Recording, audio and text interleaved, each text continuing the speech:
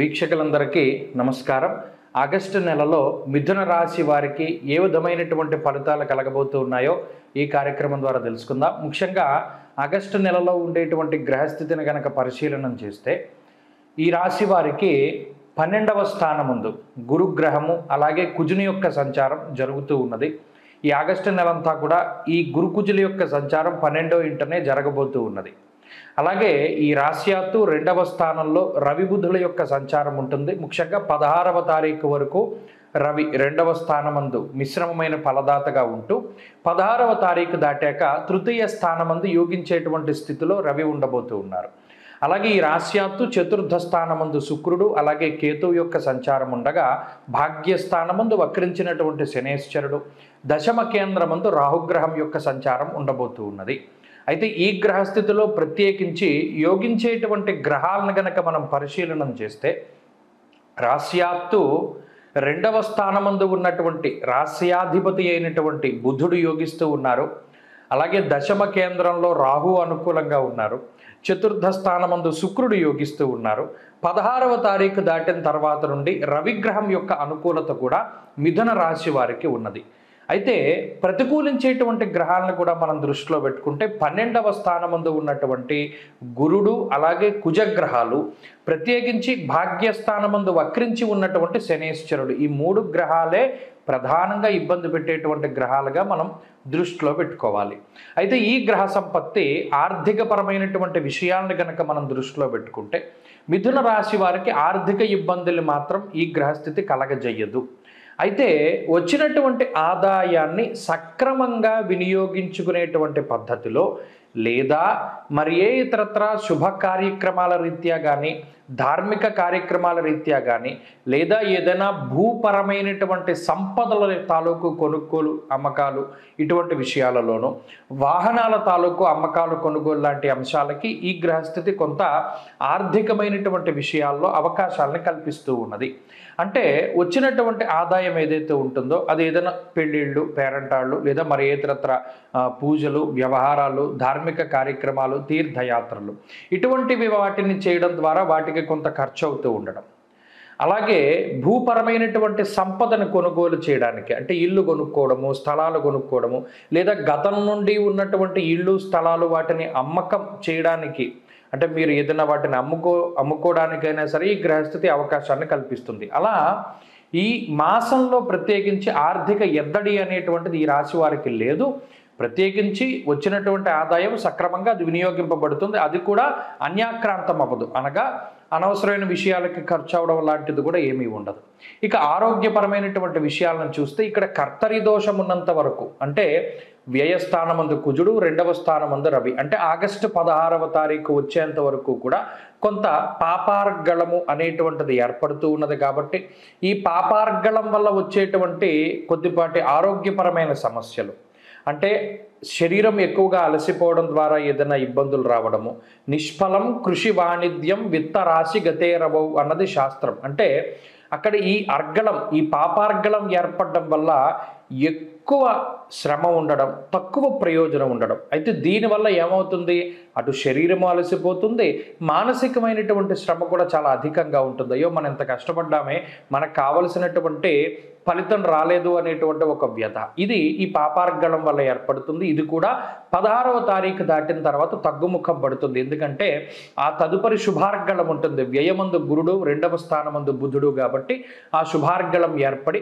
16వ తారీఖు దాటాక ఉండేటువంటి పరిస్థితులు మంచి ఫలితాలను ఇస్తూ ఉంటాయి. ఇక కుటుంబపరమైనటువంటి విషయాలు చాలా సానుకూలంగా ఉన్నాయి. కుటుంబపరమైనటువంటి సమస్యలు ఏవి కూడా ఈ మాసంలో మిథున రాశి వారికి కనబడడం లేదు. అనుకూలవతి అయినటువంటి భార్య లేదా అనుకూలవంతుడైనటువంటి భర్త, ఇది జీవిత భాగస్వామితోటి సఖ్యత వాతావరణాన్ని సూచిస్తూ ఉన్నది, సంతానోత్పత్తిని సూచిస్తూ ఉన్నది, సంతాన పురోగతిని సూచిస్తూ ఉన్నది. అలాగే అటు తల్లిదండ్రులు కానీ లేదా మరి ఇతరత్ర రక్త సంబంధీకుల తాలూకు ఆరోగ్యాన్ని చక్కగా ఉండేటువంటి విధంగా సూచిస్తూ ఉన్నది. ఇలా కుటుంబ సభ్యులతోటి సఖ్యత, తోబుట్టువులతోటి కానీ అన్నదమ్ములతోటి కానీ సఖ్యత వాతావరణాన్ని సూచిస్తూ ఉన్నది. ఇక ఉద్యోగ వ్యాపారాలు చాలా అనుకూలంగా ఉన్నాయి. ఉద్యోగం చేసేటువంటి వారికి పదోన్నతి కానీ, స్థానచలనంతో కూడి ఉన్నటువంటి పదోన్నతి కానీ, ఇటువంటి వాటికి అవకాశం ఉంటుంది. వ్యాపారస్తులకి కూడా ఇది చాలా కలిసి వచ్చేటువంటి కాలం. ఎందుకంటే కుటుంబ స్థానంలో బుధగ్రహం ఉండి, అంటే ధనస్థానమందు బుధుడు ఉండి రాస్యాధిపతి, చతుర్థ స్థానమందు శుక్రుడు ఉండడం అనేటువంటిది చాలా మంచి విషయంగా చెప్పవచ్చును. ఇక చదువరులకి కూడా ఈ నెల చాలా మంచి ఫలితాలు వస్తాయి. అంటే ఆగస్టు నెలలో ఎవరైతే మిథున రాశి వారు కాంపిటేటివ్ ఎగ్జామ్స్ రాస్తూ ఉన్నారో, లేదా ప్రభుత్వ సంబంధమైనటువంటి ఎగ్జామ్స్ రాస్తూ ఉన్నారో, లేదా పరీక్షలు రాస్తూ ఉన్నారు, ఇవన్నీ కూడా సత్ఫలితాలు రావడానికి, ఊహించినటువంటి స్థాయిలో మంచి గుర్తింపు రావడానికి అవకాశం ఉంటుంది. స్త్రీలకు ప్రత్యేకించి గృహిణులపై మంచి శుభ ఫలితాలని ఈ గ్రహస్థితి కురిపిస్తూ ఉన్నది. ప్రత్యేకించి మంచి ఆదాయము, మంచి సంపద, మంచి యశస్సు, అలాగే సంతోషకరమైనటువంటి వాతావరణానికి ఇది కారణమవుతుంది. ఉద్యోగ వ్యాపారాలు చేసేటువంటి స్త్రీలకు సైతం ఈ గ్రహస్థితి చాలా అనుకూలంగా ఉంటుంది. మంచి ఉన్నతమైనటువంటి స్థితికి వెళ్ళడానికి అవకాశాన్ని కల్పిస్తుంది. మిథున రాశి వారి ఈ మాసంలో మంచి ఫలితాలు సాధించడానికై సుబ్రహ్మణ్యేశ్వర స్వామి వారి యొక్క ఆరాధన కానీ, లేదా దక్షిణామూర్తి ఆరాధన కానీ చేస్తూ ఉండడం చెప్పదగినటువంటి సూచన. ఈ మాసంలో ప్రత్యేకించి గురువారం నాడు దక్షిణామూర్తి ఆలయానికి వెళ్ళి చక్కగా, లేదా శివాలయానికి వెళ్ళి దీపారాధన చేయడం, ప్రతిరోజు మేధా దక్షిణామూర్తి యొక్క స్తోత్రాన్ని పారాయణ చేయడం ద్వారా మంచి ఫలితాలను పొందగలుగుతారు. జూలై 16వ తారీఖు నుండి దక్షిణాయనం ప్రారంభమవుతుంది. దక్షిణాయనము అంటే ఏంటండి అంటే, సూర్యుడు ఎప్పుడైతే పునర్వసు నక్షత్రము 4వ పాదంలోకి సంచారం చేస్తారో, కర్కాటక రాశిలోకి ఆయన ప్రవేశం చేస్తారో, ఆ రాశి ప్రవేశం లగాయతూ మరలా తిరిగి ఉత్తరాషాఢ 2వ పాదంలోకి మకర రాశిలోకి ప్రవేశించేటువంటి సమయం వరకు కూడా ఉండేటువంటి కాలాన్ని దక్షిణాయన కాలంగా చెప్తారు. దక్షిణాయనము అంటే దక్షిణ అయనము, మనకి రామ అయనము అంటే రాముడి యొక్క ప్రయాణమని, అలాగే ఉత్తరాయణము దక్షిణాయనము అంటే సూర్యుడి యొక్క గమనాన్ని తెలియజేస్తాయి. మీరు గమనిస్తే ఇప్పుడు సూర్యుడి యొక్క ఇప్పుడు ప్రతిరోజు సూర్యుడు ఉదయించేటువంటి దిక్కును కనుక చూస్తే, అంటే మీరు ఇంటి దగ్గర ఉండి చక్కగా మీరు తూర్పు సింహద్వారం అయితే తూర్పు సింహద్వారం, లేదా ఏ సింహద్వారం అయినా తూర్పు వైపు ఉండేటువంటి ద్వారం దగ్గర నిలబడండి. ప్రతిరోజు ఉదయం సూర్యుడు ఏ దిక్కున ఉదయిస్తున్నాడో మీరు పరిశీలన చేయండి.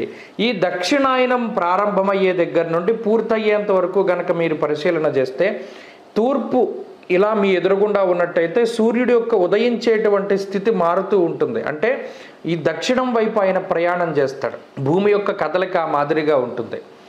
ఎప్పుడైతే మరలా ఉత్తరాయణం ప్రారంభమవుతుందో ఆయన మరలా ఉత్తరానికి వెళ్ళిపోతూ ఉంటాడు.